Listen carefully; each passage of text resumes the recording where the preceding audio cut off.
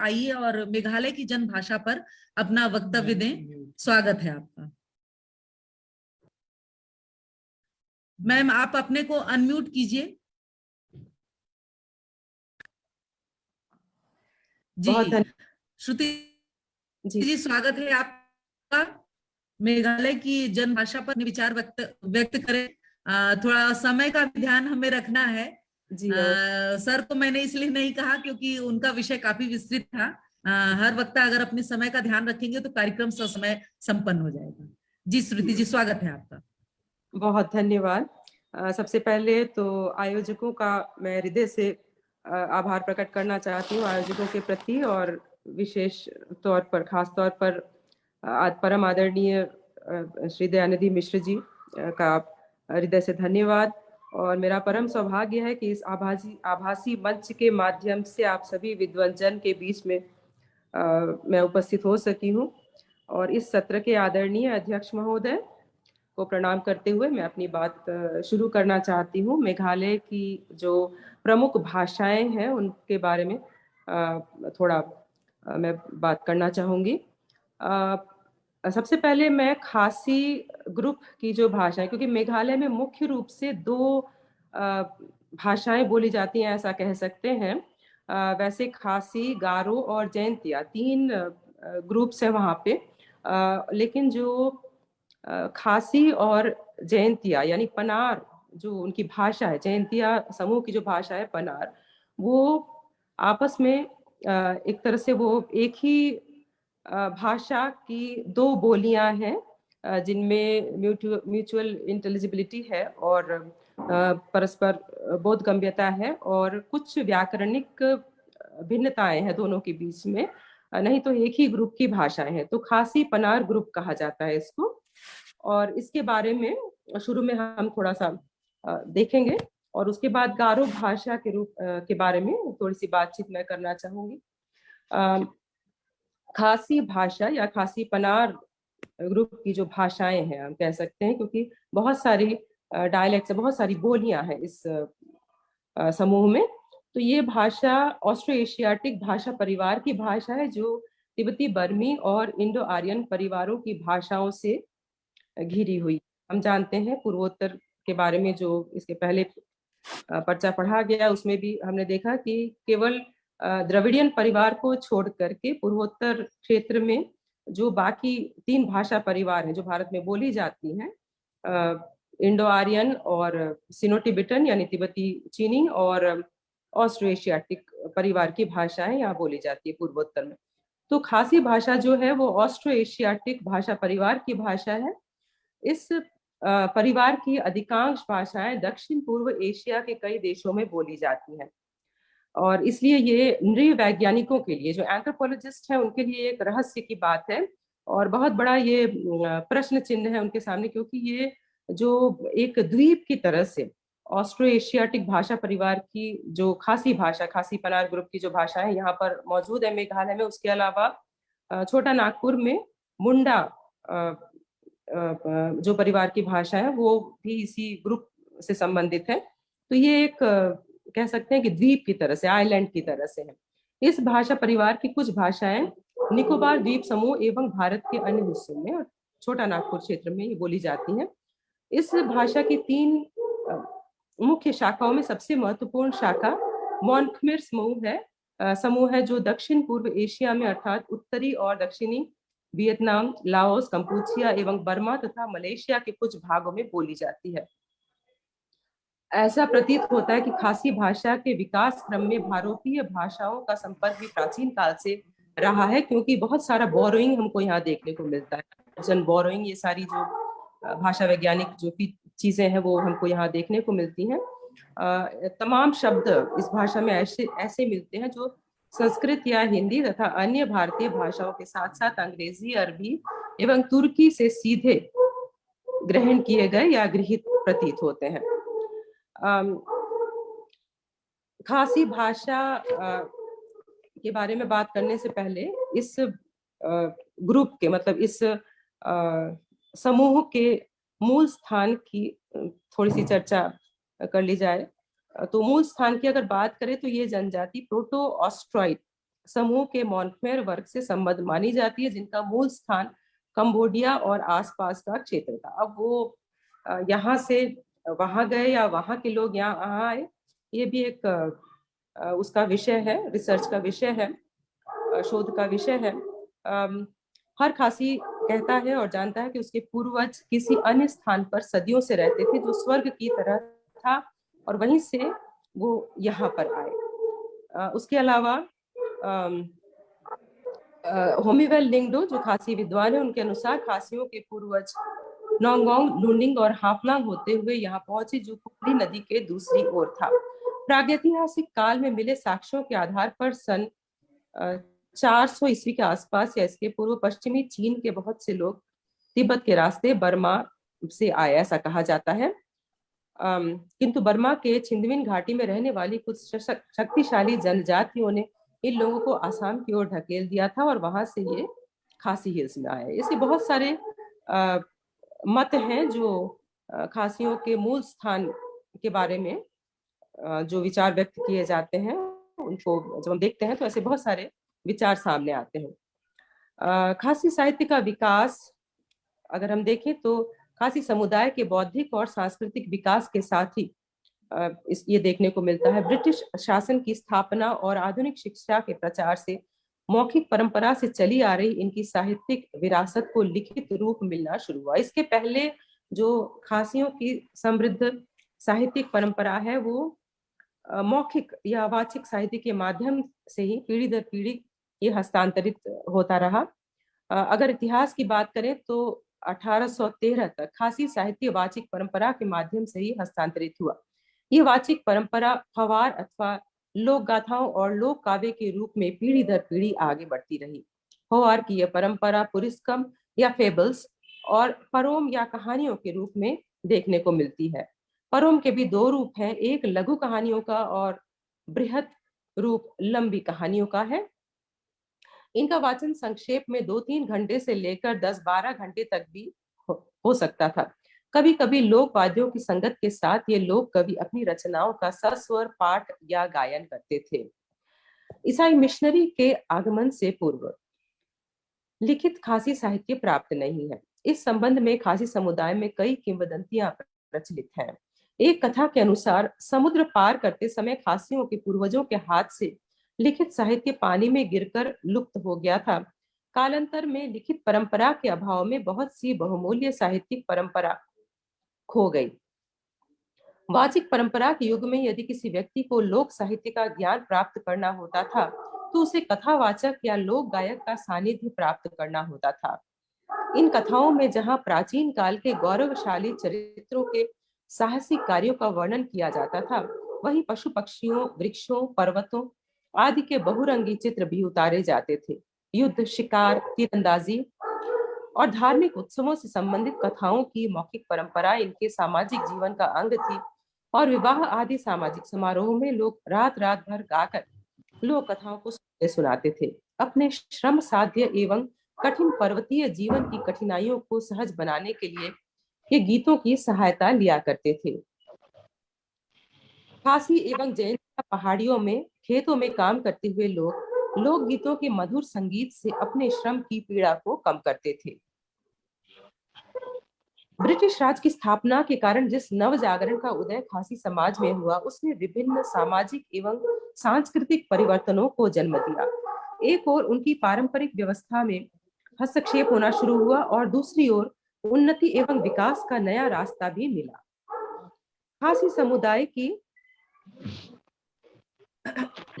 समुदाय की राजनीतिक सांस्कृतिक पृष्ठभूमि और इनके विकास क्रम के संदर्भ में ब्रिटिश लेखकों के लेखन से कुछ जानकारियां मिलती हैं। उस समय सोहरा ब्रिटिश सत्ता का केंद्र था और इस कारण खासी भाषा का जो आरंभिक रूप है वो सोहरा में उसका एकीकरण हुआ और इसलिए सोहरा की जो भाषा है, बोली है, वो आज भी मानक खासी के रूप में जानी जाती है। ये खासी का जो मानक रूप है वो सोहरा में एक तरह से वो तैयार हुआ। खासी क्षेत्र में ईसाई मिशनरियों के आगमन के साथ ही इनकी साहित्यिक परंपरा की शुरुआत मानी जा सकती है। कृष्णचंद्र पाल ने 1813 में न्यू टेस्टामेंट का अनुवाद खासी में किया, जिसकी लिपि बांग्ला थी। सन 1814 में वेल्श प्रेस्बिटेरियन मिशन के थॉमस जोन्स ने सोहरा में खासी भाषा को लिखित रूप प्रदान कर उसके साहित्यिक विकास का मार्ग प्रशस्त किया। सन 1842 में थॉमस जोन्स ने खासी भाषा में एक प्राइमर पुस्तिका लिखी जिसका नाम था का किताब बाथिकाई काखिटेन कासिया। रोमन लिपि में लिखी गई यह पुस्तक खासी भाषा और साहित्य के लिए आरंभिक बिंदु के समान थी। उनके प्रयास का यह परिणाम हुआ कि सन 1858 तक खासी भाषा में 32 पुस्तकें प्रकाशित हो चुकी थी। इसके बाद खासी भाषा और साहित्य के इस आरंभिक काल में खासी समुदाय के शिक्षित वर्ग ने अपनी सांस्कृतिक विरासत को पहचानना शुरू किया। अंग्रेजी शिक्षा के द्वारा ज्ञान विज्ञान के नए सोपान खुले जिससे खासी समाज का सीधा संपर्क पाश्चात्य संस्कृति से हुआ। खासी का आरंभिक काव्य उपदेश प्रधान और नीति परक था।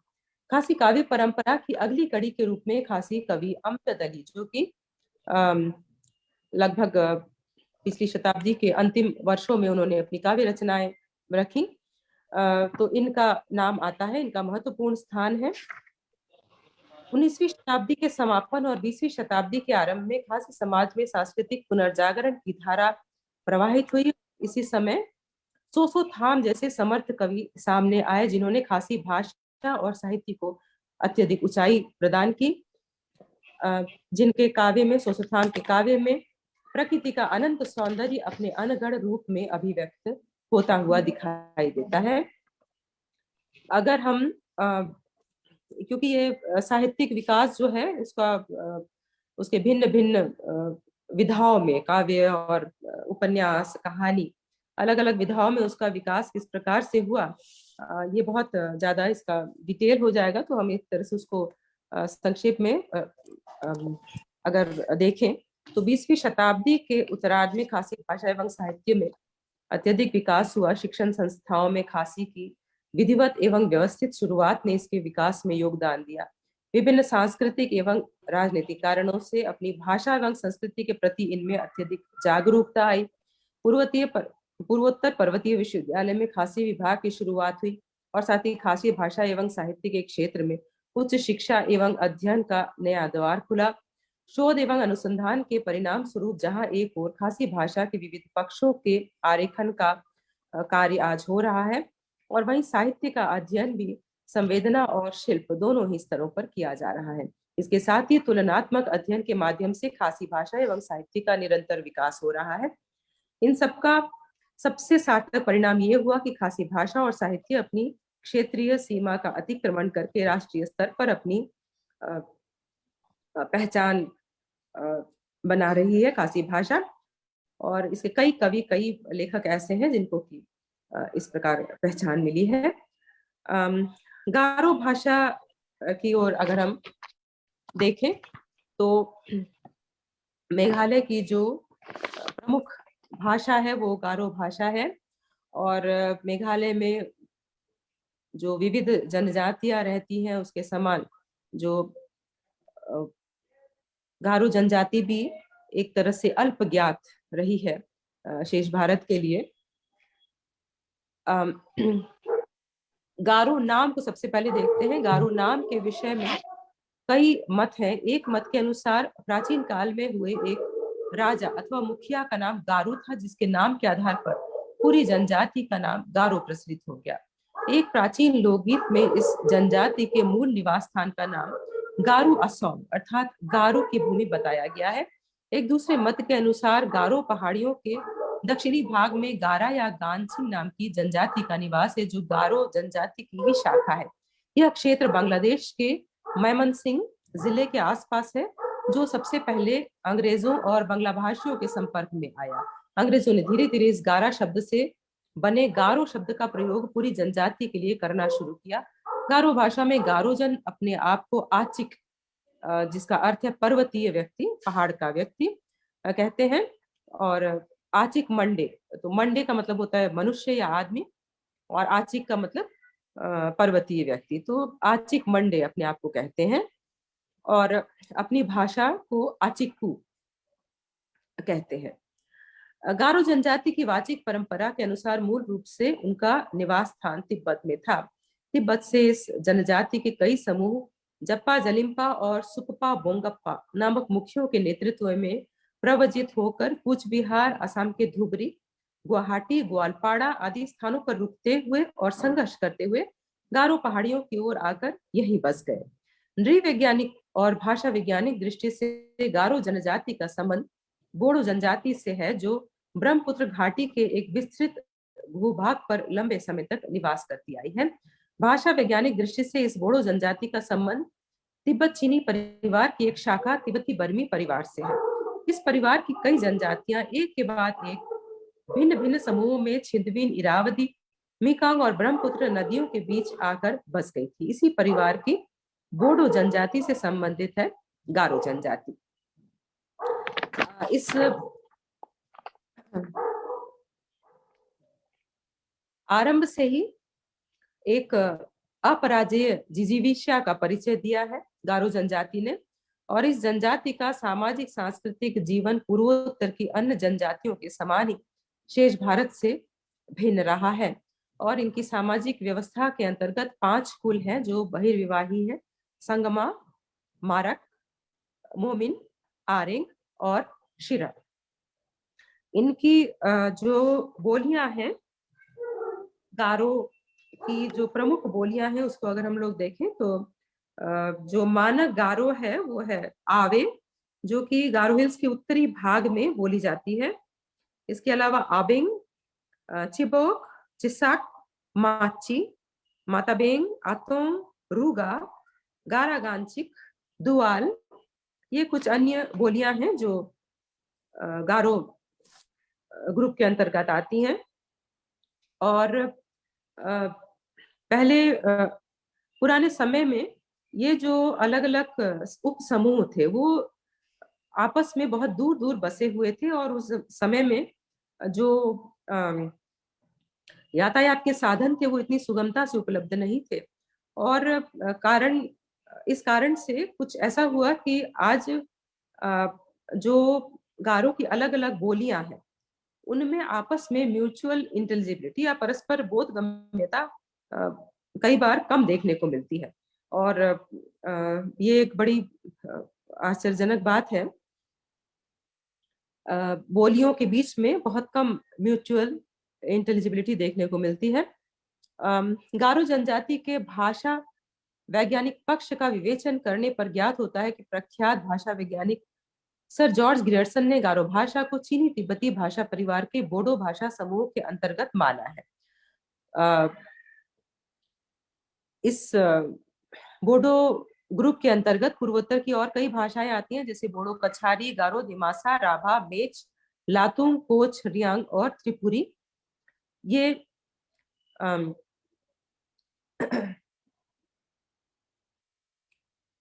बोडो भाषा समूह की गारो भाषा मंडे पुस्तिक अर्थात मनुष्य की भाषा अथवा आचिक पुस्तिक अथवा पहाड़ी लोगों की भाषा कहलाती है। गारो जनजाति मेघालय की गारो पहाड़ियों के अंतर्गत अतिरिक्त पूर्वोत्तर भारत के लगभग सभी भागों और बांग्लादेश में भी बसी हुई है। प्राचीन समय में इन अलग अलग क्षेत्रों में बसे हुए गारो समूह भिन्न भिन्न बोलियों और उपबोलियों का प्रयोग करते थे। आपसी संपर्क के अभाव के कारण इन बोलियों में भाषागत अंतर विकसित होता चला गया। भाषा वैज्ञानिक दृष्टि से गारो एक योगात्मक भाषा है, अर्थात इसमें शब्दों को धातुओं के योग से बनाया जाता है। उपसर्गों और प्रत्ययों को धातुओं के साथ जोड़ने से शब्दों के अर्थ में भी परिवर्तन आता है और वाक्य में शब्दों का अंतर संबंध स्पष्ट होता है। कुछ उपसर्गों और प्रत्ययों का प्रयोग स्वतंत्र रूप में शब्दों के रूप में भी हो सकता है।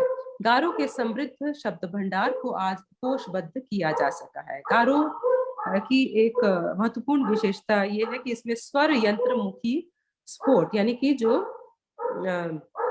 ग्लॉटल स्टॉप उसका प्रयोग किया जाता है, और इसकी वजह से कई बार अर्थ में भी परिवर्तन आता है। पूर्वोत्तर की अन्य भाषाओं के समान गारो भाषा की समृद्ध साहित्यिक विरासत भी वाचिक परंपरा के रूप में हस्तांतरित होती आई है। आज भी इस वाचिक परंपरा के लोकगीतों, लोक कथाओं, प्रार्थनाओं, स्पीकर है, विशाल भंडार को संकलित नहीं किया जा सका है। तोलकचिया यानी पहेलियां, कत्ता म्यापा यानी लोकोक्तियां, कत्ता रोंगचू पारंपरिक कथाएं, माँ अम्बी, पारंपरिक इतिहास आदि मौखिक परंपरा द्वारा हस्तांतरित साहित्य है। गारो भाषा का यह पारंपरिक साहित्य अब भी दूर दराज के गांव में मौखिक रूप में जीवित है, जहां गारो जनजाति की पारंपरिक आस्था आज भी कायम है। इस प्राचीन साहित्य में रीति रिवाजों और रस्मों के प्रति गारोजन की श्रद्धा, पूर्वजों के प्रति आदर, जन्मभूमि के प्रति अनुराग, मनुष्य और प्रकृति का निकट संबंध झलकता है। इस साहित्य के द्वारा गारो सामाजिक और धार्मिक परंपराओं का परिचय मिलता है और गारो जीवन पद्धति का ज्ञान होता है।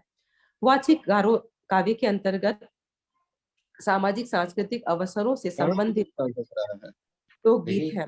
कुत्ता कहीं भौंकी क्या है? भाव भाव काम होती का कुत्ता देखा सुगावत रहते है, चुप कराते वो है। कौन, हाँ भाई। किसका है वो? बद्ध की गई भाषाओं में से थी। इंडिया का है। नृत्य के हस्तांतरण के इधर आओ, इधर का तो मम्मी बुलानी है आपको। पूर्वोत्तर की अधिकांश भाषाओं की तरह गारो भाषा के पास भी लिखित परंपरा और लिपि का अभाव है। गारो जनजाति के पारंपरिक विश्वास के अनुसार प्राचीन समय में उनके पास अपनी लिपि थी और पशुओं की खालों पर अंकित किया गया लिखित साहित्य भी था। परंतु जब वे अपने मूल निवास स्थान तिब्बत को छोड़कर भारत की ओर चले तो उनके पास पर्याप्त खाद्य सामग्री का अभाव हो गया और पशुओं की खालों को उबालकर उनका प्रयोग भोजन के रूप में किया गया। इस प्रकार गारो लिपि और गारो साहित्य की लिखित परंपरा लुप्त होती चली गई। गारो भाषा को लिपिबद्ध करने का काम पूर्वोत्तर की अन्य भाषाओं के साथ ही ब्रिटिश अधिकारियों के देखरेख में आरंभ हुआ था। मुझे लगता है कि समय की सीमा को ध्यान में रखते हुए मुझे अपनी बात को समेटना चाहिए। तो अंत में मैं यही कहना चाहूंगी कि जहां तक इन मेघालय की इन भाषाओं की भाषिक स्थिति का प्रश्न है, तो मौखिक तथा लिखित साहित्य की समृद्ध परंपरा के होते हुए भी खासी तथा गारो इन दोनों भाषाओं में से कोई भी भारत सरकार के द्वारा स्वीकृत अनुसूचित भाषाओं की सूची के अंतर्गत नहीं है। यद्यपि यूनेस्को द्वारा संकटग्रस्त या एंडेंजर्ड लैंग्वेज के अंतर्गत इनको रखा गया है। ये संकटग्रस्त होने के विभिन्न मानकों पर आधारित है। खासी और गारो भाषा के पूर्ण मानकीकरण, आधुनिकीकरण और इसे व्यवस्थित रूप दिए जाने की आवश्यकता है ताकि इसे भारत सरकार के द्वारा संविधान की 8वीं अनुसूची में शामिल किया जा सके और इसको उस प्रकार पहचान मिल सके। मैं एक बार फिर आयोजकों का हृदय से धन्यवाद प्रकट करना चाहती हूँ। आयोजकों के प्रति बहुत बहुत धन्यवाद।